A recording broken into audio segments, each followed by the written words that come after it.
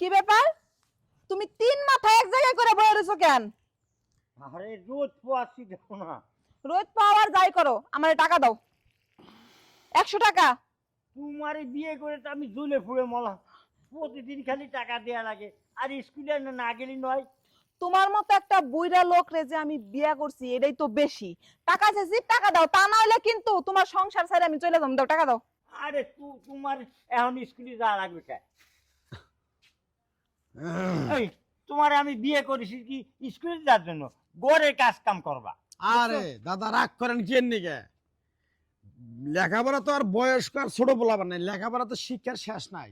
তুই তো কছি চলে শিক্ষা শেষ নাই। হ্যাঁ। আর তুই ওরে সাথে নিয়ে যে কোন শিক্ষা শিখাবি এ তো আমার বুঝার আর বাকি নাই। তোমার আর বোঝার বাকি থাকাও লাগবে না, তুমি যে শিক্ষা দিতে পারো না ও আমার সেই শিক্ষাই দেয়।